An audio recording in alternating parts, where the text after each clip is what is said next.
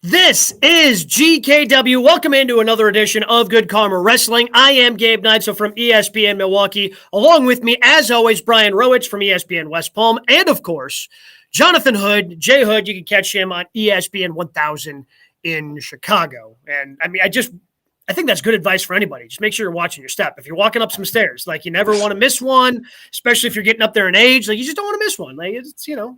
So watch your step, Vince. Speaking of Vince, that's where we have to start because it's still the biggest thing going on in the world of professional wrestling. Everything rocked last week, and we had talked a little bit about it on our regular show last Thursday, and then Vince actually making the decision to step back from the CEO role of WWE, Stephanie McMahon taking over on the interim basis, and it just seems everything kind of snowballing a little bit more as we go. Vince decides to put himself, because he's still running creative.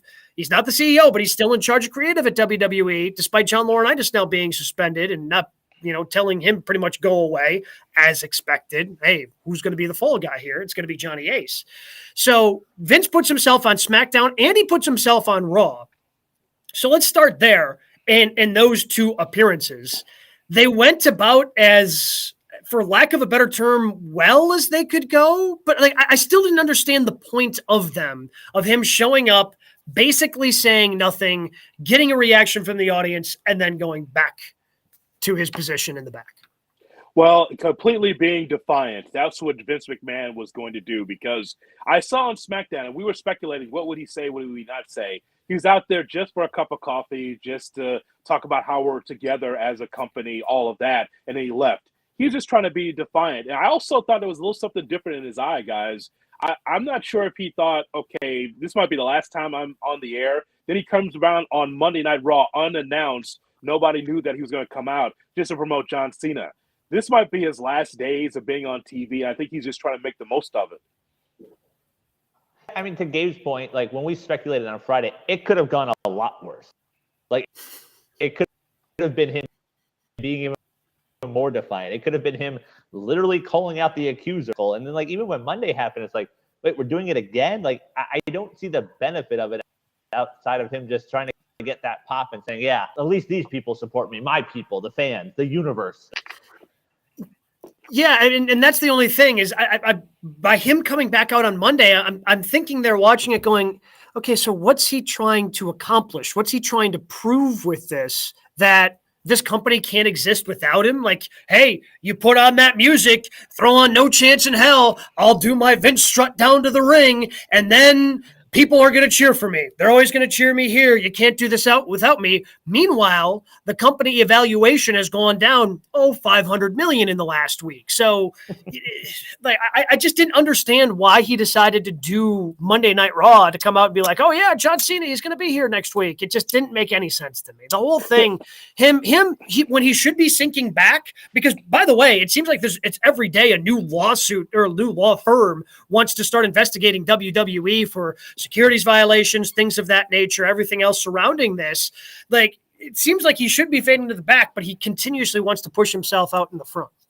It's funny that we talk about Vince wanting to put himself out front. If I rolled the clock back and told you guys that, Vince never wanted to be Mr. McMahon, would you believe me? I mean, he had to be talked into it by WWE personnel because he thought, I'm 52 at the time, 52, 53. Nobody wants to see an old man out there. And ultimately, when WCW was bearing down on WWE, they said, Vince, ultimately, you're the hottest heel in the company. You got to be able to wrestle. You got to take on Austin. And actually, McMahon saved his own company for being Mr. McMahon and wrestling. So he never really wanted to be on TV. He didn't mind being a commentator, but he didn't really want to be on TV as a character. And now you can't get him off of television. I just think that he's doing it just because he can. And listen, we have documented his narcissism and his arrogance before. He realizes that his back is against the wall. But as we've talked about in previous episodes, guys, I really believe that he'll find a way to survive this. I think Gabe is right that Laurinaitis is going to take the fall for this. But when we start to see the stock price, and this is the whole thing, when you affect people that are part of the board of directors or the stock price and it starts to tank, then that's a more serious thing that they have to look at. And so we'll see what happens here moving forward. Yeah, especially because none of it made sense. You mentioned the Cena thing. That wasn't a big announcement. We knew Cena was going to be on Raw this week. We've known for a few weeks. So they play promos every Mike, they let us know. They're letting us know John Cena, the greatest wrestler of all time, is coming back to Monday Night Raw. So that's the thing. Like, it's one thing if he was the one breaking that story and coming out there, it's like, whoa, that's quite a moment. But it really is just him saying, hey, look at me, guys. And like, yes, I agree with Hood. I think ultimately that bottom dollar, that bottom line is going to be that stock price, those TV networks. That's what's going to dictate whether or not he survives this. And if stock prices are going down, then all of a sudden his chances of surviving this go down as well. Yeah, I mean, and everything has gone down. Like, I don't see this story again because it seems like each and every day a new law firm is coming forward wanting to investigate. Like, with that, this story isn't going anywhere anytime soon. Now, it's disappeared off the front pages of ESPN.com where it was a week ago, and the news cycle moves so fast. You have so many other things going on. Maybe to the casual observer, oh yeah, this is starting to fade away a little bit, but it's only beginning. Because the people that really are ultimately going to make the decision whether or not Vince is sticking around, as Jay Hood mentioned, are the ones who have the money. And if they are losing the money, like that's the only way Vince is going to get, pushed out.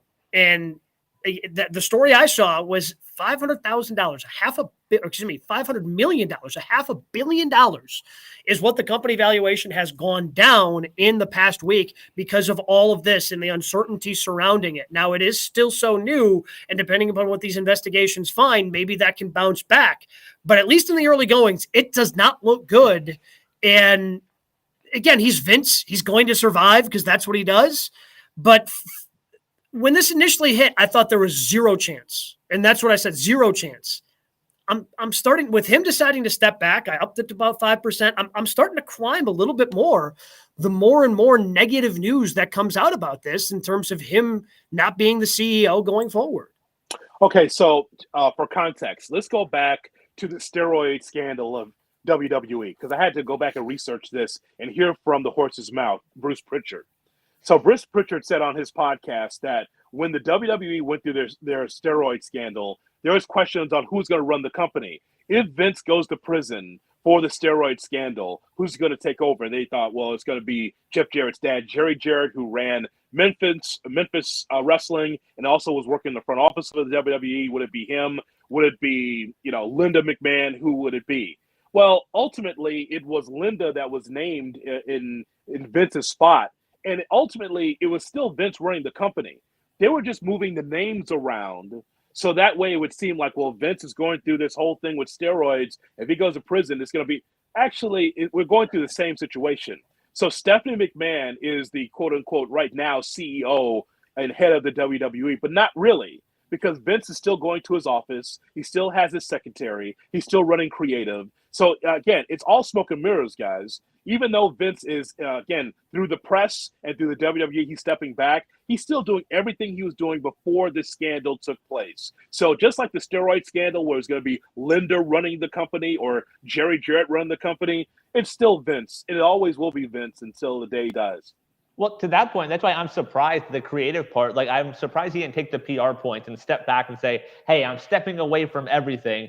And honestly, it's Pritchard running creative, but we know it's Vince ultimately writing those scripts. Like, why not get those PR points? Why not say, hey, I'm taking it very serious, but instead he's going to show up on TV multiple times? Like, I expect him on TV tomorrow night to say what? Who knows? But I expect him to be there just for another moment. You know what, Gabe and Bro? Let me tell you something. We always criticize the WWE as far as no new ideas. You know why? Because nothing really changes in that front office. So when Laurinaitis is really stepping away from this, who's the head of talent relations? Bruce Pritchard. So, I mean, as if Bruce doesn't have nothing to do. He's running Raw, he's running SmackDown creative, and now he's the head of talent relations on an interim basis. So it's not like you don't think they could have brought in someone new to run talent relations, someone else? So Vince is away because of this scandal. Who should run it? Let me think. Stephanie. It's nothing changes. So you wonder how the WWE is so stagnant. It's because the same faces that you've seen around the company for 30 plus years. I mean, this really is like a television show. It really is.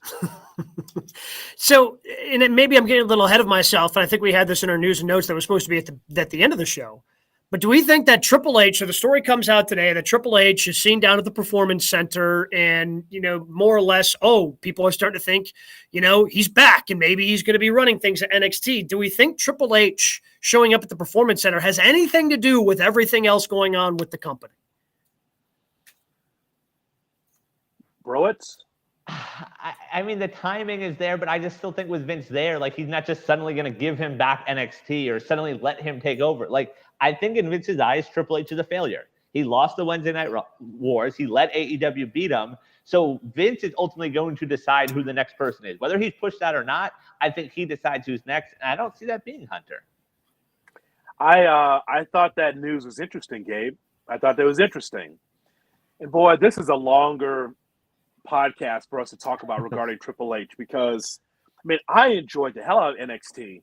Mm-hmm. Before AEW was around, I was locked in every week because it was kind of like, here's sports entertainment over here, but here's the pro wrestling over here. Yep. The black and gold brand and those takeovers, man, they had maybe one bad takeover. No bad takeovers in the Triple H regime. Right. After he left, okay, toward the end, maybe there's one, the Raquel Gonzalez era. That's what I had a question mark about. Let's put it that way. But the rest of it, man, they were great. It was great because it was pro wrestling. And Browitz is right. Vince punished Triple H by saying, well, you didn't beat AEW, so we're going to take this away from you while you're sick. Because I needed you to beat AEW, and they did not. And that's a longer form podcast of why that was the case. But, man, Triple H being back, I'm glad that at least he's upright and well enough to be able to help NXT. Should he be the head of the WWE? Yes, I do think so. Not sure if that's ever going to happen. Well, a lot going on with that. I'm sure it's going to be a storyline we continue to discuss as, again, we find out more and what these investigations bring. And who knows? Again, Vince is probably going to put himself on television 6 more times before this thing finally comes to a head. So we'll have plenty of things to talk about in the world of Vince McMahon. And stumbling down the stairs. We were talking about people. Wait, hold on a second. You can't win Money in the Bank if you can't even go up and down stairs. Hey, where there's a will, there's a way. Vince will figure it out. Don't you worry. We saw this on Raw, right? That guy needed a guardrail to help him down. He got in the ring trying to get out of here. It's been a meme all week of him flying through the air all the way to the floor because he couldn't navigate the stairs. He's 77, but my God, man. It was hilarious. I shouldn't. People falling. It's like there is a TV show based completely on people falling and getting hit in the groin. Shout out to America's Funniest Home Videos. Like that's all that is completely based on, and it's funny. It's just objectively funny. So sorry, but Vince falling, it's just objectively funny. Now I know what you do with your Sundays at 6 p.m. Holy! Used to love that show as a kid. Absolutely loved it. Shout out to Bob Saget too. So we move on because there are other things to talk about in the world of professional wrestling, like what has happened on these wrestling programs. We're going to do it with a thing we'd like to do on GKW called the 3 Counts, the other top 3 stories in the world of professional wrestling. Brian, what do we have at number 1? Well, Friday Night SmackDown started with Vince, but it ended with the return of Brock Lesnar for the first time since WrestleMania. We now know at SummerSlam it'll be Roman versus Brock in a last man standing match. So, guys, Roman versus Brock again says what about the WWE? They don't know what they're doing.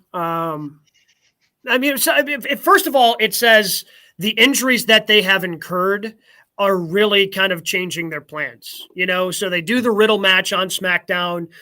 It seemed like they were maybe building also something towards Randy Orton with his injury. Obviously, he's got to take a back seat. It would appear that they're saving Drew McIntyre for the show that they're doing in the UK for that stadium show.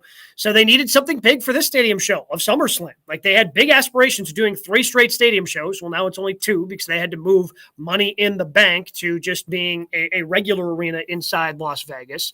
So they needed some big match to sell it. And when you have not built anybody up other than Cody Rhodes, and then he gets hurt, and then you go, okay, well, Randy Orton, he's a really big star. People know who he is, and then he gets hurt. Like you're really out of options. Plus, if, everybody was talking about Vince going into SmackDown, and then wrestling fans are talking about, oh, Brock Lesnar's back. It was, so it served two things. It was, one, it's going to help you with SummerSlam and sell tickets for that because Brock Lesnar is a bona fide star. And two, it's a new shiny thing returning to SmackDown that is supposed to distract from everything else that happened going into SmackDown on Friday. I've compiled a list. Compiled a list. Is it longer than the list of questions you had for Jeff Cobb last week? Not as long, no. Not as long. Okay. All right. But I do have a list. And again, I want to make sure I say this first. If you are a promoter, Tony Khan, if you're Court Bauer, if you are Vince McMahon, it doesn't matter. You can build the stars that you want. I will never believe that in wrestling, we just don't have enough stars. We don't have enough guys trying to grab the brass ring. That's bullshit. And it has been for a long time. Let's put that out there first. You can make whomever you'd like to be the World Heavyweight Champion if you have the right build, if you have the fans buy in, and put them in the right programs to get to the top. Roman Reigns is the best thing in wrestling right now. He is their heavyweight champion. Why is it that in this top 10 I have written in front of me, why can't we have at SummerSlam Seth Rollins against Roman Reigns? How come we can't have Montez Ford built up? Because that guy's going to be a single star. When you're in a tag team, somebody's got to be Marty Jannetty. And right now, that's Dawkins. Sorry. Somebody's got to be Robert Gibson. And that's Dawkins. And that's not Montez Ford. And so Montez Ford is going to be a single star. Everyone sees it. Riddle should not have been on SmackDown. That should be on a major pay-per-view if you build him up. Orton's hurt for the rest of the year. Why can't Riddle be in that spot? Whether he wins or loses, I'm not concerned about that. I'm just talking about a good match on a major pay-per-view. Drew McIntyre, you said that they're saving him. I mean, how about Drew McIntyre win the championship in front of fans for once and not during the pandemic? What about Big E when he's healthy? When he's healthy, why can't that be the main event? Why can't Lashley be in that scenario against Roman Reigns? Why can't Finn Balor or AJ Styles, guys that can wrestle their ass off, why can't they be in a world title matchup? How come Damian Priest is not built up to be coming out of that faction to eventually be in a world title matchup? And I'll throw in a couple of names to Ilya Dragunov. I'm going to give a shout out to him because I think he's fantastic for NXT UK. He had some great matches with Gunther. I also wrote Gunther down at some point to compete for the championship in Robert Roode. Why can't these guys that can go, that can wrestle, why can't they be in a scenario to take on Roman Reigns? It could be a scenario where Roman Reigns makes those guys or elevates them in a win. But the point is, though, is that new, fresh, that's what we want as wrestling fans. The idea that they go right back to the Lesnar bucket again is insulting to wrestling fans. It's insulting. To have Brock Lesnar, who we all enjoy Brock Lesnar because we've seen the best Brock Lesnar to date. A guy that is good on the mic now, a guy that is showing more of his personality. The guy as a babyface has been awesome. But to roll him out there again is insulting to the audience. No, to your point, sorry, Gabe, like you said insulting to the wrestling fans, they don't care. They're booking for sports entertainment fans. So to them, here's big beefy Brock, here's big beefy Roman, let them, collide in the ring in a last man standing match. That's all they care about. For the 10th time though. You're just going to you're not going to give the audience anything new. So you're going to roll the same match out there. Like what is I'll ask you guys this. What is it that we're going to see new from these two? What else can they do? It's last man standing. It's actually going to be longer than 3 minutes in the main event of WrestleMania. It's going to be 6 minutes this time. We're going to see F5s. We're going to see Superman punches. Like, it's only thing they know how to book. Like, I looked up today. So in this decade, so 2.5 years, I know it's a shorter decade, there have been 16 world title reigns. That's the WWE title. Brock or Roman, half of them. Half of these 16. They have won the title 8 times in this decade. There's only been 8 other champions. Like, that's all they know how to book. And still has his style. He still has his guys. That's why we don't see an AJ. We don't see a Finn. Hell, I would throw an Xavier Woods up there, like just to get that moment, try and elevate him a little bit. Even that intrigue, like, wait, is this going to be his moment? Is he going to complete the New Day trifecta? But they don't do anything like that. But that's the problem. In order for one of those guys to get elevated, it has to be like absolutely shoved down Vince's throat by the fans revolting. I mean, you think about it, well, first of all, I feel bad for Riddle because they could have built something off of Riddle losing.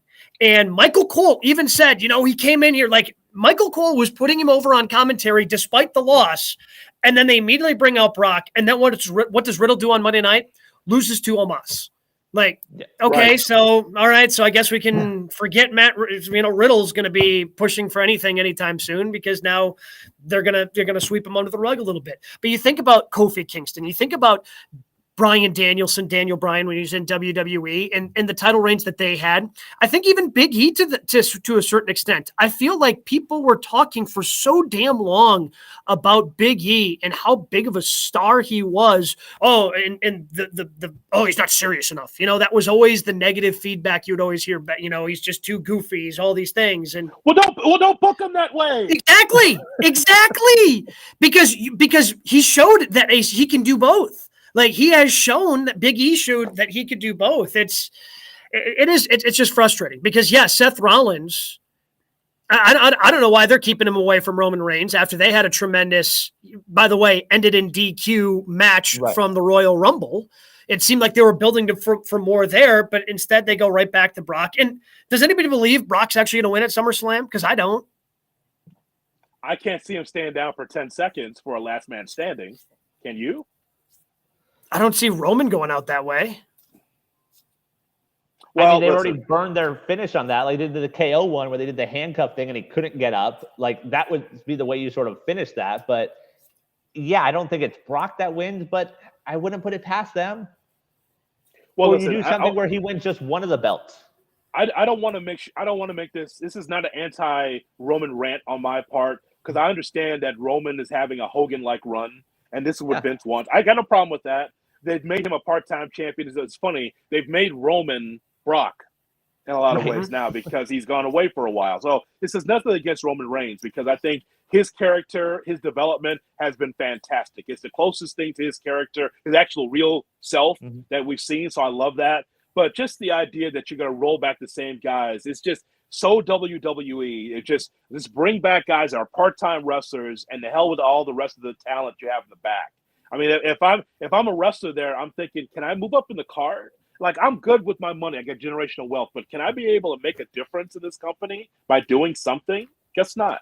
No, you can't. And to your point about Roman, like as great as he is, when you have this, sort of creative bankruptcy that they have right now, it takes away from him. Like his title reign could be even better if he was knocking off everyone in the company. He can say he's knocked everyone off, but he's just knocked off the 5 guys they put at the top. If we were getting different challengers, I think it adds to his reign as well. Was I the only one disappointed when it is? Because clearly somebody's music was going to hit at the end of SmackDown on Friday night, right? Because Roman standing there. Roman, I thought, cut a pretty good promo of, hey, 2 years ago I showed up. I said I was going to wreck everyone and leave. There's no one left. Who could it be? So like someone's coming out because of the way he's structuring it, but I thought he delivered it fantastically. So I'm actually racking my brain. I'm like, oh my goodness, they're actually going to build something for Roman. Who's it going to be? And then you hear the beginning of Brock Lesnar's music, and it's like, oh, okay. Well, I mean, they'll do some pull apart things, and it'll look good for the promo package that they play before SummerSlam. But I've just seen it enough. Like, give it. You can go back to Brock and Roman whenever, literally whenever. Like these two are those big of stars. I mean, they're the only two big stars that you've bothered to build over the last 8 months. So like you can go back to it any time. Why not take the opportunity to try to actually build something more with Riddle or like it's so frustrating. But they don't even take the time to build the match. Like they come out, they have the stare down, you have the F5, and they just announce on social, hey, they're main eventing SummerSlam. Not even the like, hey, it makes no sense that Brock gets a rematch. Like he lost in the middle of the ring at Mania. He doesn't deserve a rematch. You do something where he chases it and he somehow gets them to agree to the match. Like, oh no, yeah, this is happening. Like, why? Well, it would not surprise me because I'm not sure if The Rock is going to be healthy enough to wrestle Roman at WrestleMania. It wouldn't surprise me if these two wrestle again at WrestleMania because they just don't have any imagination and they don't care about what we think anyway. I mean, Vince can come out there for his 30 seconds and tell us that John Cena is coming, even though we saw that on social media. He can come out there and talk about being together, but you really couldn't care less about what we think. all I want is just fresh matches. I don't need AEW where you're trying to give me a 5-star match every 5 seconds. I'm not asking for that. What I'm asking for the WWE, because they are apt to give you storytelling more so than AEW. I just want a good story to believe that someone along the line can beat Roman Reigns. They don't have to get over. I just want them to be able to wrestle. I want to see Roman against other opponents besides this jacked up cowboy farmer. Good point. That's good pop. I don't think anybody can top that. So let's go ahead and move on to number 2 in the 3 count. Speaking of AEW, this Sunday night, AEW New Japan will put on Forbidden Door from J-Hood to A-Town, Chicago. So, guys, does Forbidden Door benefit AEW or New Japan more? It's super obvious. And first of all, I'm pretty sure J-Hood only thinks there's one A-Town, and it's Chicago. Everything else, That's not true. That's not true. For those of you watching on ESPN Los Angeles, you're in A-Town. ESPN New York, you're in A-Town. Madison, Milwaukee, well, West Palm, Miami, not bad. But I think we know what an A-Town and B-Town is, because we will get into it a little bit. But my friend Gabe Neitzel went to Milwaukee at the Panther Arena. B-Town, excuse me, B-Town for the Dynamite show. So yeah, so the crowd was hot for Silas Young last night. Okay, that's how you know it's an A-Town. If you get excited for Silas, if the crowd gets a "Let's Go Silas" chant going, that's how you know you're an A-Town. You're paying attention to the little things, the nitty gritty details. Or the guys from Milwaukee. I gotta get your thoughts a little bit about the 3 biggest pops, because I wrote them down in Milwaukee. But so let's talk about this, guys. I want to ask you guys about this because, okay, so as we have somewhat criticized, AEW's put everything on the back burner, right? I mean, so the hottest thing in AEW right now, at least one of them, is MJF. The whole promo he cut in Los Angeles, and then that's just gone away because of the Forbidden Door. All AEW storylines have been put on the back door because of this New Japan thing. And I guess for us, we do know about a lot of these New Japan wrestlers, but from what I can understand, New Japan seems to be down a little bit. And I think because they're still going through the COVID protocols. Everything I'm reading from Dave Meltzer and other places is that they don't have the full attendance anymore. They can only have certain capacity, certain crowd capacity. Also, they told the fans not to cheer because they don't want to omit whatever that for COVID-19. So they can't cheer as much. So New Japan has been down. As much as we love Okada and Will Ospreay and Tanahashi and Zack Sabre Jr. and these guys, I mean, I think this does a lot more for New Japan and their business in AEW. Because after Forbidden Door, what happens? Are we going to see these guys on Rampages and Dynamites? No, it's just a one-off. And I just think this springboards New Japan, who's been down for the last couple of years because of COVID, more so than AEW. Well, and New Japan has been trying to get a stronger foothold, I would say, in the States. And this allows them to do that. They're partnering with the second biggest wrestling company in the United States, and they're putting out a big pay-per-view that a lot of people are going to buy, even though the build has been so-so. The pay-per-view, the building sold out without a match being announced for it. Like, people are excited to actually watch this. And I think last night's build helped because Okada did show up. And you did see some of those bigger names in New Japan Pro Wrestling show up, but it's going to, because I mean, I don't understand what AEW is getting out of this. Are they going to be a bunch of people from, international markets who are New Japan Pro Wrestling fans first, being more exposed to AEW now that they're going to be AEW fans? I mean, we know AEW wants to get a foothold into international countries because that was the reason that Satnam Singh was brought out on their television programming, because they want to get, a bigger following in India. So is this part of their plan to become more of an international brand? I don't see it with just one pay-per-view, but to me, clearly this is New Japan Pro Wrestling, because they've been trying to get in. They've had a show that's been on Access, and this has been giving them more exposure to a more mainstream type of audience in professional wrestling in the States. Yeah, I think the thing with AEW is interesting. Like, they have sacrificed numbers in terms of Dynamite. Like, we've seen it. We've seen the numbers be a little bit down. It seemed like 900,000 was sort of that average, which was a good number. And the last 2 weeks have been below that. And I think part of that is because of how inside it's been. We've talked about, as much as we followed pro wrestling, there are guys that come out and are like, who is that? Like, who did Jericho just mention? Like, Sunday night's a good wrestling show. It's a good indie show. Like, you look at it, you're like, okay, like, it'll be a fun wrestling show. It does nothing for AEW storyline wise. So the only thing I can guess is maybe one day they're trying to go to Japan and sell out some seats there and say, hey, you remember these guys, you saw them at this. I agree. This is an awesome opportunity for New Japan in the U.S. When they were at their peak in the U.S., it was because fans recognized names. Like, I remember waking up to watch the Wrestle Kingdom because Chris Jericho was on the card. I wanted to see Jericho and Kenny. And then, you see the Bucks and you see some of these other guys. So now you lost all those guys so they can see someone else.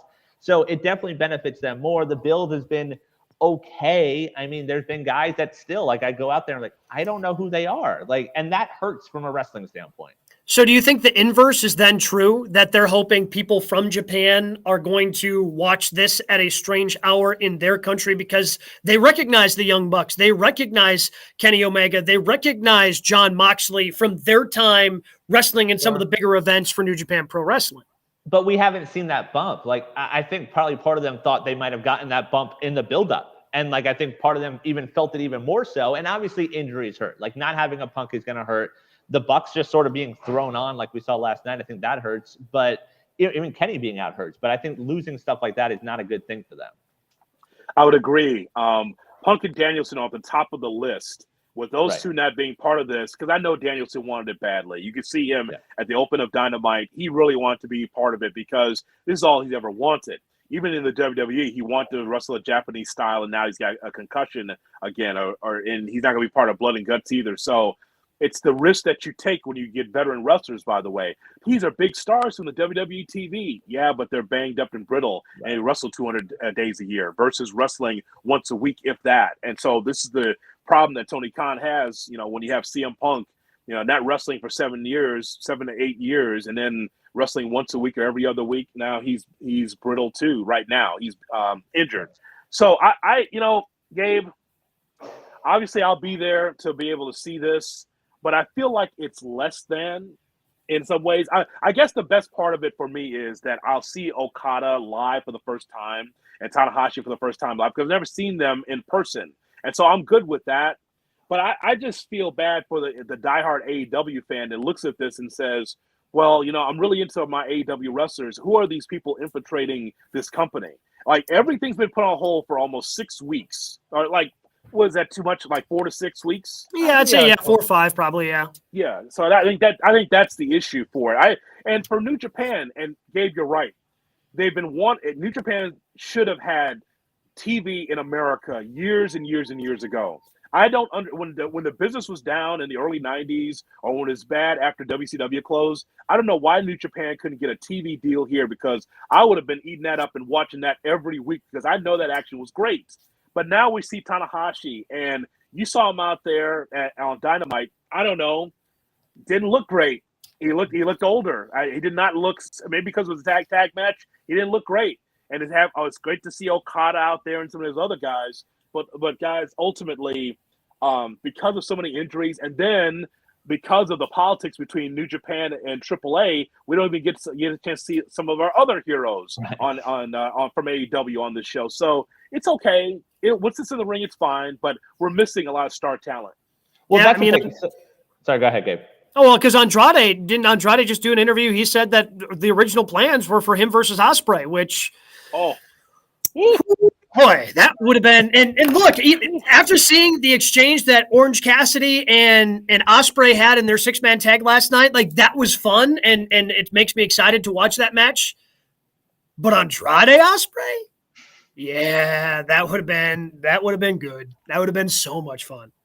Yeah, and like to your guys' point about the build, like the fact that we didn't have Okada until last night, like 4 days before the pay-per-view, like that's interesting. And also with Ospreay, like we've seen him the last few days. So if you're a fan that's heard the name Ospreay and maybe seen his stuff a little bit, you've gotten to watch him on TV for free, 3 times already? Like there's no push that, I have to order the pay-per-view. You had him and Cassidy in the ring last night. Like that's an interesting decision. And again, people are going to order. It's going to be a fun match. But night, there's only 4 like single matches, like just one-on-one. There's a lot of guys in there. There's going to be a lot of flipping and things like that.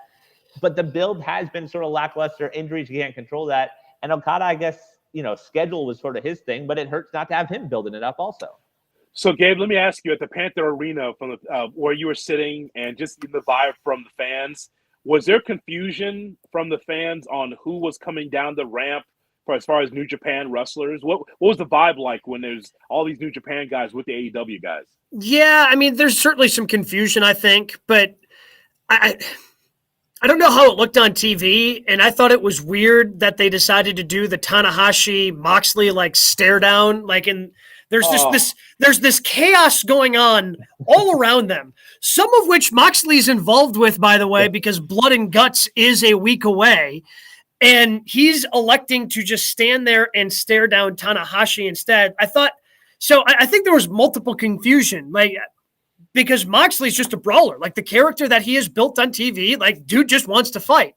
So you're telling me he's going to pass on the opportunity to fight just to stare down this New Japan Pro Wrestling legend that he has a match with for the interim AEW championship? No, my guess is Moxley, the character that you've built, is going to go have Eddie's back. He's going to have his boys back, and he's going to get involved with the brawl because he's John Moxley. He's a brawler. That's what he does. So I think there was confusion not only between like, okay, trying to keep track of who is all out there, but also why are those two just standing there? There was a timing issue with that show because they were not supposed to stand there face to face for 5 minutes. It's kind of like these two are standing there, in front of one another. I'm not even sure if Tanahashi even understands what Moxley's saying. I'm American. I don't understand what Moxley's saying. And so they're back and forth, and then you got hell around the ring and up the ramp as they closed out the show.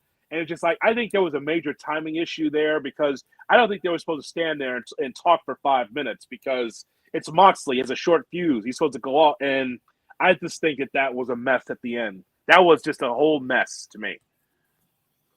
By the way, if you're watching tomorrow night on Rampage, they're going to do another locker room clearing brawl. That's how Rampage ends, by the way. Are we doing spoilers, by the way, bro? Do we do spoilers? I don't know. Apparently, Gabe does. Okay, I wasn't sure. I don't know the rules for that. I don't know if we do spoilers or not. Okay, it doesn't matter. It's all go home shows anyway. Who cares? Who cares? It doesn't matter. But being there was a lot of fun. I say that, and I kind of went in just knowing with the build that at some point I would probably be confused with somebody who came out. And look, I'm sure you were probably confused at times unless you know the ins and outs of New Japan Pro Wrestling, because AEW has done a poor job of explaining why some of these guys are big. Like there was a big pop for Okada. Like Okada is a big enough known name that when he came out, I think people got excited. Now I'm still confused about the build for that match because Jay White wasn't going to give a one-on-one and now he's in a fatal 4-way. Okay. Right. All right, I guess. So again, lack of build toward the pay-per-view. Is that match? Yeah, that match is going to be so much fun because you got 4 guys that are going to be able to go. So that's going to be fun. But I just went in with the mentality of I'm going to be confused at some point, and I'm going to enjoy the show. And especially with no commentators explaining everything, you just enjoy what's in the ring. And the best thing about AEW is their in-ring product. Well, I would agree. Is that example? He cut the promo calling out Bryan in New Japan. We haven't heard about that in AEW. Bryan mentions him, and then Sabre just comes out last night. And, like, that needs a lot of explaining. But that's the first time we saw him. So, as a wrestling fan, you've heard the name, you've seen the name, you're expecting a great match. But if you're just a casual fan, you have no idea who he is and what to expect from him on Sunday. Well, and another miss by AEW because Zack Sabre Jr. goes face-to-face with Danielson, and Sabre doesn't speak. He's a great promo. I mean, you have to plant the seed if nothing else that says, yeah, you got a bad head, you got a head injury, but you know what? You and I are going to hook it up at another time. I know this is a dream match for everybody, but you know what? When you're healthy, we're going to have a go. And he didn't say anything. Another miss by AEW. You cannot assume, Tony Khan, that everybody knows about everything in pro wrestling to the smallest granular detail. And so I just feel bad because I think that ultimately, guys, it's up to storytelling versus matches. I'm just telling this. I'm saying this now. So when we roll this back in 5 years, if AEW's got problems, this is the moment where we talk about it. It's storytelling, WWE, and whether or not you think the storytelling in WWE is bad or not, at least there's a story there versus dream matches and 5-star matches. You know, Christian's promo actually it made some sense. It wasn't great, but the part that he made sense about is, what about the matches that people will always remember? Right. I mean, every week you're getting matches that you'll always remember, and then you forget about it because you got another week, and you got another 5-star match on Dynamite, and then another 5-star match the following week. So just remember, like, storytelling versus matches, what lasts longer? Storytelling. That matters. And going back to Danielson, I thought he did a good job. Like, he's the only one, I think, that's done a good job of, like, he put Sabre over, explained why he really was excited for the match, explained, well, I wish, especially because I was there, and I really wanted whoever this mystery person was going to be to come out. That would have been cool. But Danielson did a good job of, hey, this is why I want this match. I'm bummed because I can't be there, but don't worry. This is going to be a technical wrestling match. I've got someone else who's also a great technical wrestler. You're going to absolutely love him. Like, he went out there and did the best he could of explaining why this is a match that you want to watch on the card. Well, yeah, speaking of Danielson, we can get to him, final part of the 3 count here. Last night, he does announce that he is not available for Forbidden Door or Blood and Guts next week. He does give a little bit of a hint of who might be replacing him. One person I trust to take my place at Blood and Guts, the one person I know in the entire world who will take it to Zack Sabre Jr. from a technical level and then go and kick Chris Jericho's head in at Blood and Guts. I have found that one person, and you are all going to be astounded by what he does in AEW. So, guys, who will Brian's replacement be on Sunday and then next Wednesday? I mean, it's only one answer, right? Like, there's only one answer here, correct? Like, is everybody on the same? But you think there's 2? You think it's a possibility of 2? He had 3 names. I saw 3 names on social. I have 2. But one of them, so Johnny Gargano, excuse me, shut down the rumor, but it's professional wrestling, so you can never, he's going to be in Chicago. We know that Johnny Wrestling's going to be in Chicago. We know he's there for a signing earlier in the day on Sunday. He said it's a coincidence. He also acknowledges that no one believes him when he says that. So at least that's there. At least he's self-aware. Right. So that just leads me to believe it has to be Cesaro. So Claudio Castagnoli, Cesaro, or Jonathan Gresham. Yeah, that's the other name. Those are the 3 names I've seen. Like, Gresham doesn't do it for me. Like, I want it to be Cesaro. I think the odds are it will be Cesaro, but Gresham is the dark horse in this because technical wrestler. I mean, he may not be flashy enough for the common sports fan, but wrestling fan. But I think that that's a Danielson type of guy. I mean, just a wrestler's wrestler. And so, but I think odds are it's going to be Claudio Castagnoli. I mean, because it makes sense, right? He has that technical ability. Plus, I mean, because of his strength, he can be physical. That would fit in with the Blackpool Combat Club, which, by the way, has really cooled down because of a lot because of the Danielson injury, some because Wheeler Yuta was off wrestling in New Japan Pro Wrestling, and then Danielson was out, so Moxley's just on his own. The build to New Japan, hopefully they can have a bounce back after this and really build something after Blood and Guts. But Blackpool Combat Club, in terms of something being really cool, is also kind of taking a back seat for this build towards Forbidden Door. But, I mean, Cesaro is just the only one that makes sense to me. Now, if we were talking just from like a pure violence perspective, from a BCC perspective, like, I would have my imagination could have run maybe a little more wild, and Bray Wyatt could have been thrown into that mix. But Bray Wyatt's not a technician. He's not the technician that Danielson was teasing at last night. I mean, the other one, if he's going to throw out those terms, is there enough duct tape to hold Regal together for a week? No. I wish he was 10 years younger. Oh, I wish. He'd be so awesome out there. Oh, it'd be so great. I mean, Sabre can protect him, and he can hide in Blood and Guts. I feel like you can find a way. Never mind about Ric Flair's last match. That would be William Regal's last match. That is for sure. I think only the darkest of dark horses. I'm just telling you. I'm thinking it's Cassius Ohno. I think there's a possibility of Cassius Ohno coming out there.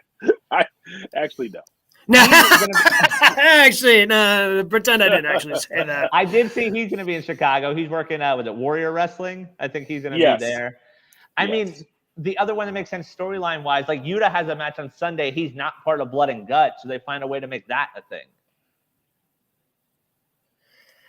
I mean, Yuta should be in Blood again. That's where letting your guys do these other things like wrestle in New Japan, it kind of has broken up the continuity of cool things that you had going on within your own company. You could have told a really good story with the Blackpool Combat Club and then Eddie and, maybe somebody, either Santana Ortiz suffers an injury, but I mean, you have enough guys now that Bryan Danielson actually has an injury, but you've teased this guy and he's apparently going to be in Blood and Guts as well. So I doubt Wheeler. I mean, maybe Wheeler gets involved anyway. It's a shame the way that's kind of fallen apart. So Vikram, who's a P1 to this show and watches and listens a lot, gives us the breaking news. And I see this as well from Denise Salcedo from Fightful.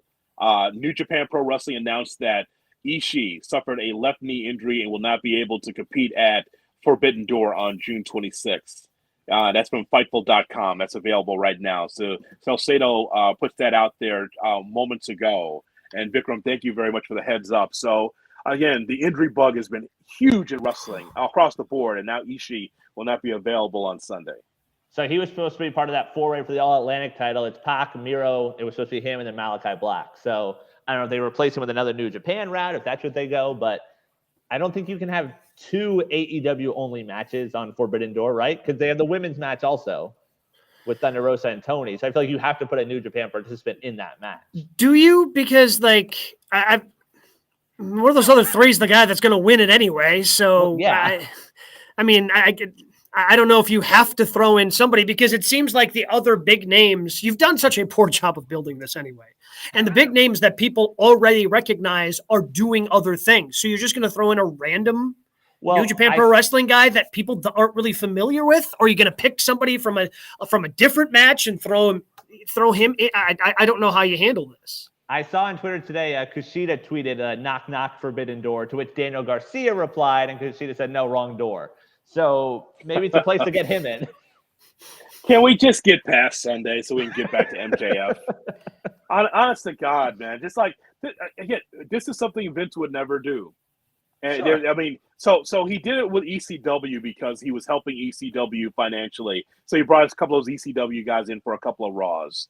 It was a lark with the NWA thing. It was like because they were desperate for talent. Brought Jeff Jarrett in as champion or whatever it was. But, man, this whole thing, can we just get past Sunday so we can get back to the AEW world title picture? Whoever's going to win this interim championship, whether it is Moxley or Tanahashi, let's get back to AEW business. I mean, on Wednesdays I want to see AEW, right? I mean, New Japan's got their issues, and then we'll be following along. But let's get past these so-called dream matches on Sunday so we can get back to business.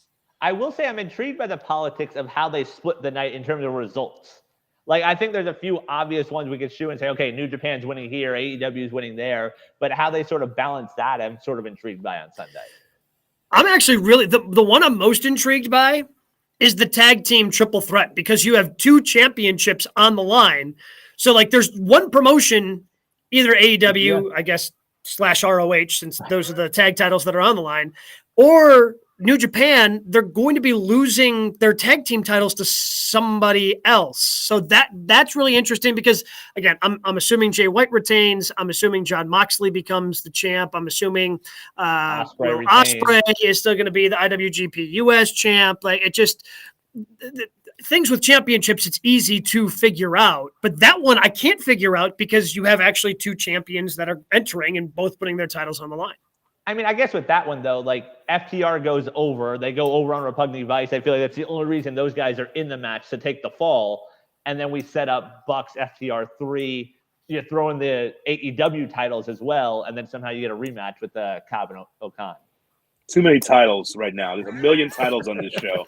Way too many Too many titles. So you would rather see Moxley against Punk rather than Punk against Tanahashi?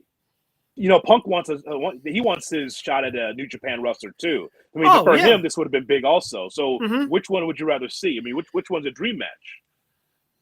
I mean, the dream match is Tanahashi Punk, but honestly, after seeing Tanahashi move last night, I don't know how much of a dream match it is anymore because Punk doesn't move that. I mean, and Punk has gotten better as the rust has worn off.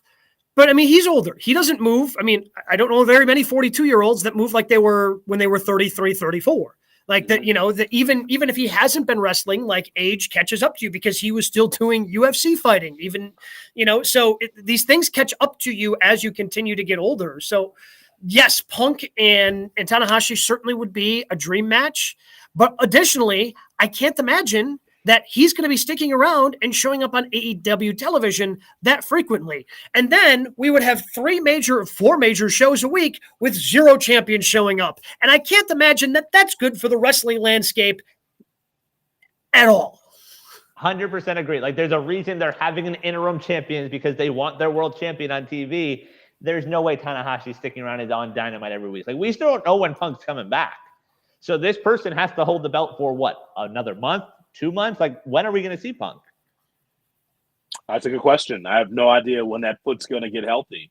But, I mean, the interim champion will be able to hold it down. But while this is happening, and we say this all the time, if there's an injury, you have a chance to build up your contenders, put them in really good matches, and then you'll be able to have your 4, 5, 6 wrestlers that could seriously vie for a championship, and you can look at them as serious contenders for the championship.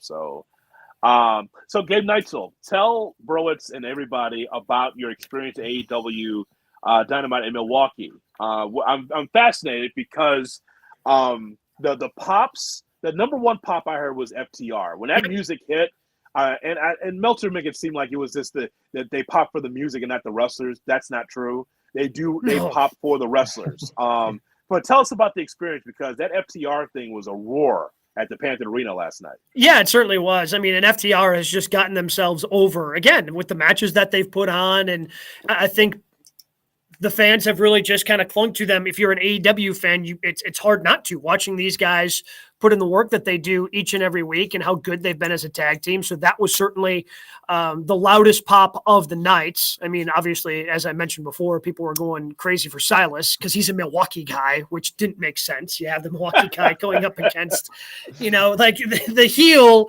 but he's from Milwaukee, so he's getting the cheers. You have him go up against Hangman Adam Page, which didn't make a ton of sense, but it was still a fun match to watch. If you have not been to an AEW event, they are so much fun, but it is a long night. And the action's great, so whenever you're at an event, especially a TV event, you kind of lose some of the texture without the announcers. I feel being at a pay-per-view event, like it's really the matches and what happens as the result of the match are really the important. And then if somebody happens to pop out, as a surprise or comes out as the next challenger, like pay-per-view events, you can kind of get by with just the action in the ring, as we've talked about. But a TV show, you need that context. And when you're there, you don't get that context provided. So, you just kind of go in with the attitude of, I'm going to enjoy the action in the ring. And AEW delivered that in spades last night. The 6-man tag they had at the beginning was a fantastic match. The women's match that they had with Shafir and Toni Storm was pretty good. Main event tag match was a lot of fun because people got behind that with Tanahashi and Moxley teaming up. Okada coming out was a big pop because that's actually one name that you recognize. It was in person. I've got a feeling it was more enjoyable than watching on television just because, again, you're going to be lost. And it's frustrating because you have someone there that is supposed to help you guide you through the 2 hours that aren't really helping you guide you through the 2 hours and who some of these people are that are showing up. I really also like about the Milwaukee crowd is the reaction to the Christian Cage promo. We've been waiting for this turn for like 2 years, seemingly, and finally it happened. And so so Cage doesn't have many solo promos over the last few years, right? And he finally gets the opportunity to speak. He looks like a 1970s spy hero with that outfit he had on yesterday with the brown boots and the jacket to match. And so he's out there with Tony Schiavone, and I thought it was fine. I think it was a little rough in spots, but obviously the cheapest of cheap heat is him going after Jungle Boy's dad. Yep. That was the cheapest of cheap heat right there. I mean, just low rent heat talking about his dad dying. Yep. And I think he could have done the same promo without that. Like the mom stuff, like that would have still worked without mentioning the obvious. Like, hey, your dad's dead. Like, yeah, I agree. Like, definitely cheap heat there. Well, and the But crowd Milwaukee was pissed about it, though. Pissed. Oh, yeah. Yeah. Well, because it probably rambled for just a little too long. Like he went after the early cheap heat of insult the town, insult the intelligence of the people in that town, the way J Hood does, each and every week with every town that's not Chicago. I do not. But like he just kind of hung on that for maybe a little too long, and then it needed editing. Like, to me, that promo just needed to be a little bit more concise, and then it would have really hit, because the points that he hit on, again, I think storyline-wise made sense. It just needed to be brought in just a little bit more. Hook is in the back. Like, I got to sit back here and watch this bullshit. How come I'm not out there? Like, this guy's on for 10 minutes, and he's like, what about me? Willow Nightingale's like, how come I'm not out there? Seriously, it's like, and I understand you're trying to get it over, but the key was what happens to Luchasaurus. That's not a place I expected it to go. Yeah, like you remember what happened to Marco? Why take a shot at Marco being cut by the company? What does that mean? What did you think of that, Gabe, when you heard that? If they turn Luchasaurus heel, like, nobody wants to boo Luchasaurus, right? Like, he is a tremendous hot tag. Like, when he comes in, people love the moves that he pulls off as the hot tag. Like, I just don't see him, especially as the character that he is. He doesn't talk a lot. Like, so I can't imagine just being aligned with Christian obviously would make you a heel, the way that if you align yourself with Paul Heyman in WWE, you don't have to really say anything. Everybody knows you're going to be a heel because you're associated with Paul Heyman. So I don't know if that's what they would try to pull off in AEW. But he doesn't talk a lot, so he's not going to do a lot of heelish things. And, like, nobody wants to boo him. I don't understand. Hopefully, I mean, again, he was going to hear him out. What happens after that? Because Christian gave the awkward hug, and Luchasaurus just kind of let the arms hang there as Christian hugged him, but he still followed him to the back and went into the bad guy tunnel, which was pointed out multiple times last night. Well, first by Bryan Danielson, and then Christian Cage, kind of ushering Luchasaurus into the bad guy tunnel. So I really hope they don't follow through with that one, but maybe it makes more sense to really build up the adversity for Jungle Boy when he makes his triumphant return and really starts to build towards his single run. All right. Time for match of the week here on Good Karma Wrestling. So my match of the week, I go to Monday Night Raw. And while, again, we talked about some of the stories WWE is telling, I really enjoy the story they're telling with Becky Lynch. And I think she's doing a great job with it. And the way that her main event match started on Monday night with Asuka, like the desperation behind it, like, I thought that was just great storytelling. She's attacking Asuka right away, and she's being aggressive in the match, and ultimately that cost her the match and the opportunity at this point to go on to Money in the Bank. I really enjoyed the story that they were telling, and those two in the ring with just that little bit of different twist, because we've seen these two in the ring plenty of times together, but kind of with that desperate Becky twist, that became my match of the week. Browitz? I already feel the hate coming from you guys. I'm going to the Indies. I have an indie too. Oh, okay. We might have the same one. Let's hear it. I'm going to GCW. Will Ospreay versus 16-year-old Nick Wayne. What a match! All right. Yes. I sent you the match, Gabe.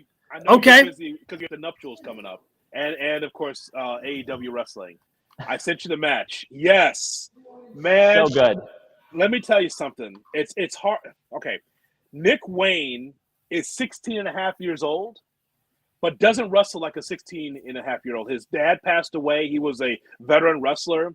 He's been wrestling in Defy in Portland, in the Portland area, and he's on this GCW card against Will Ospreay. He's got a lot already. I know this is crazy, Gabe. I know that you think Broach is crazy when he says it, but I'm telling you. Okay. All right. So I can believe it. Yes, absolutely. He's got a catalog of great wrestling matches before he's even 18. At 16 and a half, he's got a catalog? Dude, his match, he's got like 5 or 6 matches I've seen that have been unbelievable. He's going to be wrestling with AEW at some point when he's 18. Yeah, he's signed already. He said they have to finish school. This is the first time I've actually seen him wrestle, but like that match and everything, even post-match with Ospreay saying like, you know, you sort of look like me, and asking Nick Wayne's mom in the crowd if she ever had a thing with Ospreay's dad. Like it was just, everything is so great from that match. No, Gabe, and we'll put this out there on social media as well at GKW_wrestling. That's our Twitter. We want to put that out there for you to see. Gabe, I want you to give us a thumbs up or thumbs down on this match. I just texted it to you, but it's so funny. For once, Browitz and I are on the same page. The best match was from Game Changer. It's unbelievable. Wow. When I saw it, all I was thinking like, oh, man, I'm going to mention GCW and get my head ripped off. I'm glad we're on the same page on this one. I know you think it's crazy, but you say, well, he's 16. How could he be? When you see him, you're going to say, how come he's not on the mainstream yet? Yeah. You'll see it, Gabe. And it's kind of like what you see in AEW, but then the volume's turned up to 10 or 11. Do you agree with that, bro? It's yeah. Kind of like because it's GCW. Yeah. So, like, the crowd is on top of the ring. Like, some of the GCW stuff is odd. You don't watch it all, but, like, that was a lot of fun. And I think it speaks to GCW that Ospreay said he's the one that wanted it. He wanted to go there and work that match. And at this point, I mean, Ospreay can have a 4-star match with a broomstick, but that one was a lot of fun. Well, we will get to see him wrestle Orange Cassidy coming up this weekend. It is Forbidden Door. We will get to move beyond it. But we'll have a lot of things to talk about. We've got Forbidden Door to talk about. Who knows if Vince shows up on TV, and then AEW will finally get back to their regularly scheduled programming and be able to build the feuds that they were building and had before they decided they needed to do Forbidden Door. So plenty of professional wrestling things to keep an eye on throughout the course of the week. Plenty of professional wrestling things to talk about next week right here on GK.